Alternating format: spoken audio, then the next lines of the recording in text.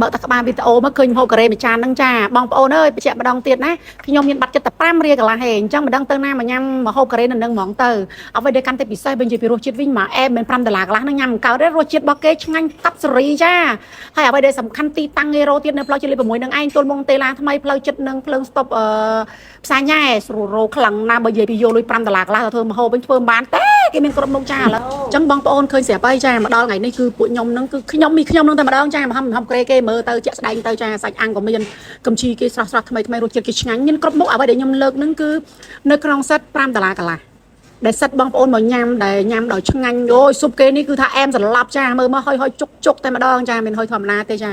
តែក្តៅនេះក្តៅហុយល្អមកតុកពេញបឹបនឹងតម្លៃតែ$5កន្លះទេហើយអ្វីសំខាន់ពេលដែលអស់បងប្អូនអាចធ្វើការកំងថែមគឺគេអត់គិតលុយទេមានថា buffet ចាហើយបន្លែគេដូចបងពេញឃើញអញ្ចឹងគឺស្រស់តែម្ដងមានគ្រប់មុខណាហើយមីខ្ញុំនឹងចូលចិត្តជាងគេនឹងម្ទេសផ្លោក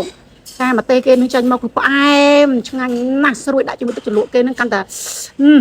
ស្រក់ទៅមាត់ទៀតហើយឥឡូវជាដំបូងខ្ញុំមកចាប់បន្លែទឹកមកយើងដួសមកចង់ដួសទៅតែខ្ញុំអត់ដែរចោលទេសាច់ជ្រូក3ជាន់ចាឆ្ងាញ់ណាស់ដាក់លឹបពីលើចេះមកលាយគ្រឿងកំជីយើងចេះបឹបចា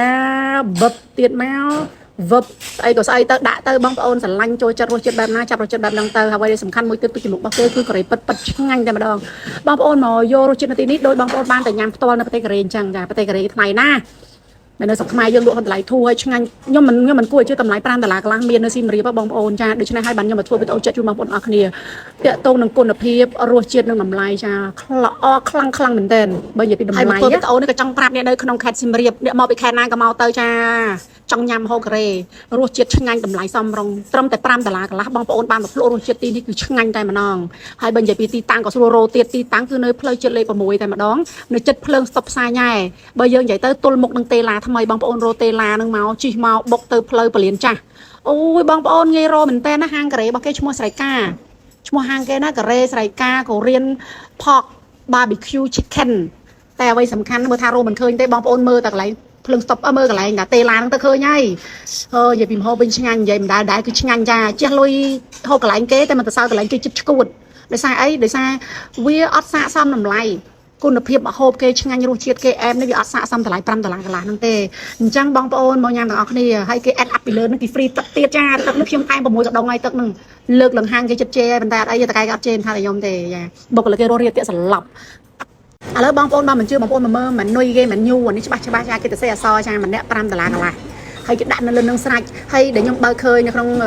menu របស់គេហ្នឹងអាហ្នឹងគឺជាម្ហូបរបស់បងប្អូនមិនចង់ញ៉ាំឬក៏បងប្អូនចង់ហៅថៃម្ហូបគេគឺមានច្រើនមុខមិនមែនតែប៉ុណ្្នឹងទេតោះមកទីតាំងរបស់ខ្ញុំតបងប្អូនឃើញឈ្មោះនៅក្រោយខ្ញុំស្រាច់ឈ្មោះរបស់គេសៃកាកូរ៉ៀន barbecue ឆ្ងាញ់ចាហើយបងប្អូនមើលទៅនៅខាងឆ្វេងនៅខាងស្ដាំដៃរបស់ខ្ញុំមានចូលតាមមុខខាងស្ដាំដៃរបស់ខ្ញុំជាភ្លើងស្តុបសាញ់ឃើញទេបងច្បាស់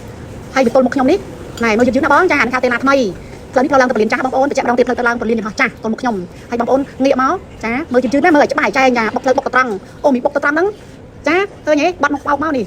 ហាងគេសកាបាទជួបកណ្ណានេះដល់ចូលតាមខ្ញុំមកចាតែងតអនហ្នឹងរៀបត្រូវតែក៏មើលរៀងមើលតែហូបទៅបានហើយបងប្អូនមកអញ្ជើញបាយបាយជម្រាបលាបើបងប្អូនចង់មើលវីដេអូបន្ថែមឬក៏ចង់តាក់ទងអីចាអាចឆាតមកពេកផ្ទាល់ឬក៏ like follow ចង់បានម្ហូបថ្មីម្ហូបបន្ថែមទៀតចាអរគុណច្រើនជម្រាបលា